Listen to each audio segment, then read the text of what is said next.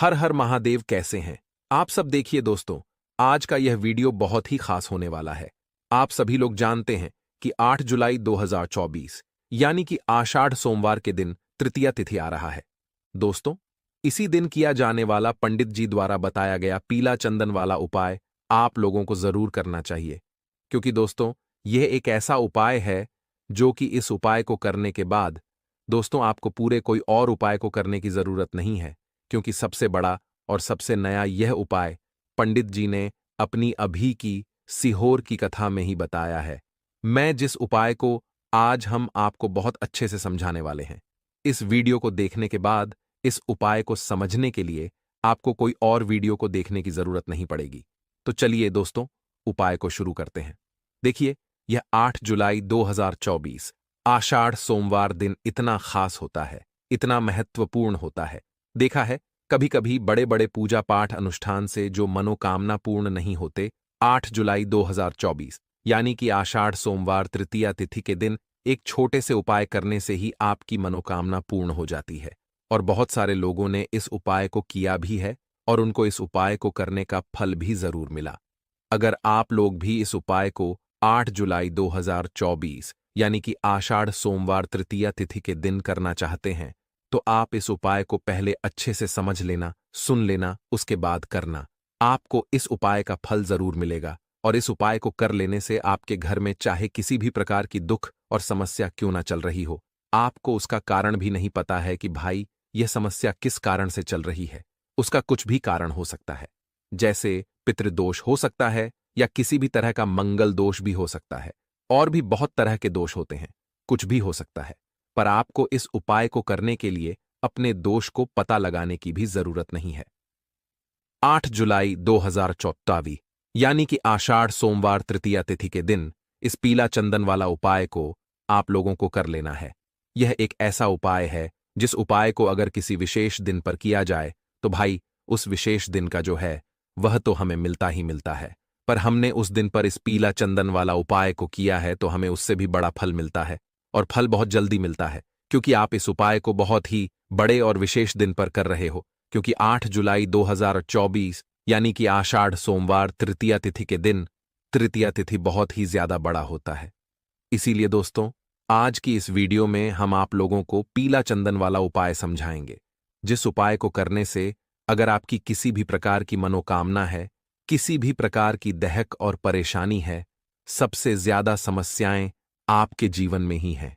अगर आपको धन प्राप्ति नहीं हो पा रहा है, रुपए पैसे की आपके घर में लगातार दिक्कत परेशानियां चलती चली आ रही हैं, आपका व्यापार, आपकी नौकरी अगर अच्छे से नहीं चल रही हैं, जिसकी वजह से घर में लगातार आर्थिक समस्याएं बनी रहती हैं, घर का कोई ना कोई सदस्य अगर बीमार रहता है, आपस में एक दूसरे से लड़ाई झगड़ा होता रहता है, किसी की अगर बनती नहीं है, तो पूज्य गुरुजी ने कहा है कि जब आपके जीवन में ऐसी परिस्थितियां आ जाएं कि आप एक एक रुपए खर्च करने से पहले कई कई बार सोचने लगे हो, आपको धन प्राप्ति अगर नहीं हो पा रहा हो, तो आपको सिर्फ और सिर्फ पीला चंदन वाला उपाय सोमवार तृतीया तिथि के दिन से शिवलिंग के सामने एक ऐसा विशेष उपाय करना है जो आपकी इन सारी समस्याओं को सिर्फ 7 दिन के अंदर ही समाप्त कर देगा।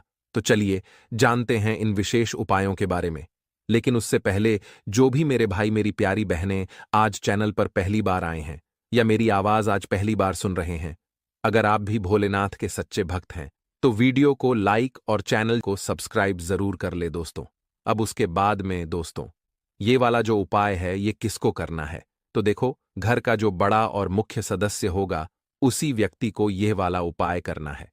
देखिए, यह वीडियो बहुत ही खास है, क्योंकि हम सभी जानते हैं आषाढ़ मास की तृतीया तिथि हमारे लिए बहुत ही महत्वपूर्ण होती है।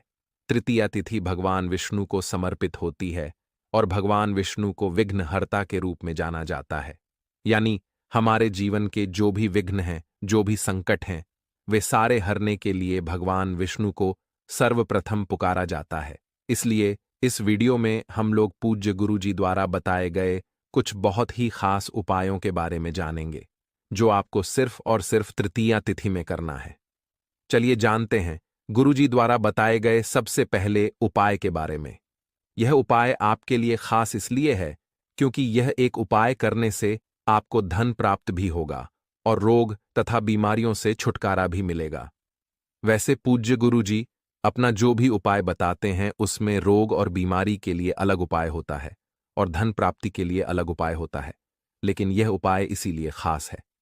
देखिए, इस उपाय के लिए आपको सिर्फ 9 शमी पत्र ले लेने हैं। 9 शमी पत्र लेकर आपको शिवालय पहुंच जाना है। गुरुजी ने कहा कि अगर आपके पास शमी पत्र नहीं है तो शिवलिंग के ऊपर चढ़े हुए शमी पत्र को उठाकर जल से शुद्ध करके फिर आप उनका भी इस्तेमाल कर सकते हैं। देखिए, शमी पत्र भगवान विष्णु को बहुत ही प्रिय होते हैं और तृतीया तिथि में जब भी हम लोग शमी पत्र शिवलिंग के ऊपर समर्पित करते हैं तो इससे भगवान विष्णु भी प्रसन्न होते हैं तथा भोलेनाथ भी बहुत ही जल्द प्रसन्न हो जाते हैं। अब यह 9 शमी पत्र लेकर आप शिवालय पहुंच जाएंगे। गुरुजी ने कहा, इस उपाय को आप इस तृतीया तिथि में सुबह से लेकर शाम तक किसी भी समय कर सकते हैं। शिवालय पहुंचने के बाद इन 9 शमी पत्र में से सबसे पहला शमी पत्र आपको शिवलिंग में जो श्री अशोक चांद्री जी वाला स्थान होता है वहां पर समर्पित कर देना है। शिवलिंग के दाहिनी साइड में जो नंदी जी का स्थान होता है वहां पर एक एक करके यह शमी पत्र समर्पित करते जाना और ओम नमः शिवाय मंत्र का स्मरण करते जाना है। उसी स्थान पर एक एक करके समर्पित करते जाइए और एक एक बार ओम नमः शिवाय मंत्र का स्मरण करते जाइए। 5 शमी पत्र ओम नमः शिवाय मंत्र जी वाले स्थान पर समर्पित करने के बाद अब आपके पास 4 शमी पत्र बचे। इन 4 में से 3 शमी पत्र आपको शिवलिंग के ऊपर समर्पित कर देना है और 21 बार ओम नमः शिवाय मंत्र का स्मरण कर लेना है। कौन से मंत्र का? ओम नमः शिवाय मंत्र का। इसके बाद अब आपके पास सिर्फ और सिर्फ एक शमी पत्र बचा। इस शमी पत्र को आप शिवालय की चौखट में रखेंगे। देखिए, जब आप शिवालय में बाहर से अंदर की ओर जाते हैं तो चौखट का जो दाहिना साइड होता है, यानी आपका जो राइट हैंड वाला साइड होता है, उस साइड में आपको समर्पित करना है और जब आप अंदर से बाहर की ओर आएंगे तो आपका उल्टा हाथ होगा, यानी आपका लेफ्ट हैंड होगा। चौखट के लेफ्ट हैंड साइड में आपको यह शमी पत्र रख देना है और साथ ही साथ एक दीपक प्रज्वलित कर देना है। घी का एक दीपक तैयार कर लीजिएगा, उसमें गोल रोई की बत्ती लगाइए और यह दीपक प्रज्वलित कर दीजिए। सबसे आखिरी शमी पत्र रख दीजिए और यह दीपक रख दीजिए तथा भगवान भोलेनाथ से प्रार्थना कर ले दीजिए। और अगर आप अपनी बीमारी को, अपने रोग को समाप्त करने के लिए यह उपाय कर रहे हैं तो अपनी बीमारी को दूर करने के लिए प्रार्थना कर लीजिए और फिर वापस अपने घर आ जाइए। पूज्य गुरुजी ने कहा कि जो भी व्यक्ति भगवान भोलेनाथ से प्रार्थना कर ले तो वह शमी पत्र समर्पित कर देता है तो उसके कार्य, धन प्राप्ति वाला कार्य और रोग मुक्ति वाला कार्य बहुत ही आसानी से हो जाता है। अब जानते हैं गुरुजी द्वारा बताए गए दूसरे खास उपाय के बारे में। यह उपाय उन लोगों को करना है जिनकी कोई विशेष मनोकामना है जो परिपूर्ण हो ही नहीं पा रही है। कई व्रत कर चुके हैं, कई अनुष्ठान कर चुके हैं, कई उपाय कर लिए हैं। सब कुछ करने के बावजूद भी अगर मनोकाम परिपूर्ण ना हो पाए तो आपको तृतीया तिथि में यह विशेष उपाय जरूर कर लेना चाहिए। इस उपाय के लिए आपको सिर्फ 3 बेलपत्र ले लेना है और साथ ही साथ एक लौटा जल ले लेना है। लौटा आप तांबे का ले लीजिएगा और इसमें जल आप अपने घर के किचन से ले लीजिएगा। और अगर आपके पास बेलपत्र नहीं है तो शिवालय में जाकर शिवलिंग के ऊपर जो बेलपत्र छड़ी है उसको उठाकर जल से शुद्ध करके फिर आप उसका भी इस्तेमाल कर सकते हैं। बस आपको ध्यान रखना है कि यह बेलपत्र कहीं से भी कटी फटी नहीं होनी चाहिए और बेलपत्र की डंडी के आखिर में जो डंठल होती है, यानी जो डंठल होता है, वो भी नहीं होना चाहिए। फिर सबसे आखिर में आपको ले लेना है थोड़ा सा चंदन। आप पीला भी ले सकते हैं या फिर सफेद भी ले सकते हैं। दोनों प्रकार के चंदन में से जो भी चंदन आपके पास हो उसको थोड़ा सा ले लीजिए और उसमें थोड़ा सा जल मिलाइए और इसे एक लेप की तरह तैयार कर लीजिए और यह सारी सामग्री लेकर आपको पहुंच जाना है शिवालय। पूज्य गुरुजी ने कहा कि इस उपाय को भी आप सुबह करना चाहे तो सुबह कर लें और शाम को करना चाहे तो शाम को कर लें। शिवालय पहुंचने के बाद सबसे पहले आप जो एक लौटा जल लेकर आए हैं उस जल को धीरे धीरे शिवलिंग के ऊपर समर्पित करते जाइए और लगातार ओम नमः शिवाय इस मंत्र का स्मरण करते जाइए। फिर आप जो बेलपत्र लेकर आए हैं उस बेलपत्र में चिकनी साइड, बेलपत्र में 3 पत्तियां होती हैं, उन तीनों पत्तियों की जो चिकनी साइड होती है उसमें आपको यह बिंदी लगा देनी है। आप जो चंदन लेकर आए हैं, उस चंदन की बिंदी आपको तीनों पत्तियों में लगा देना है, या फिर किन्हीं दो पत्तियों में लगा देना है, या फिर किसी भी एक पत्ती में लगा देना है। एक एक बिंदी तीनों पत्तियों में लगा दीजिए और यह बेलपत्र अपने हाथ में रखिए और भोलेनाथ से प्रार्थना करिए कि आपकी ऐसी मनोकामना है जो कई व्रत करने के बावजूद, कई उपाय करने के बावजूद परिपूर्ण नहीं हो पा रही है। आपकी मनोकामना चाहे रुपए पैसों से संबंधित हो, चाहे व्यापार से संबंधित हो, चाहे किसी के विवाह से संबंधित हो, या फिर जमीन जायदाद से संबंधित हो, या किसी भी प्रकार की मनोकामना हो जो परिपूर्ण नहीं हो पा रही है, तो उसको परिपूर्ण करने के लिए वे भगवान भोलेनाथ से प्रार्थना कर लीजिए और फिर यह 3 बेलपत्र आप शिवलिंग के ऊपर समर्पित कर दीजिए। बेलपत्र की चिकनी साइड का हिस्सा शिवलिंग में टच करेगा और बेलपत्र की डंडी जलाधारी की तरफ रहेगी और फिर उसके बाद वापस अपने घर आ जाना है। पूज्य गुरुजी ने कहा कि भोलेनाथ के नाम से जब भी हम लोग यह बेलपत्र शिवलिंग के ऊपर समर्पित करते हैं, तो उसके कुछ ही हफ्तों के बाद या कुछ ही महीनों के अंतर्गत भोलेनाथ हमारी बड़ी से बड़ी मनोकामना को बहुत ही जल्द परिपूर्ण कर देते हैं। तो इस विशेष तिथि में आप इस विशेष उपाय को जरूर करिएगा।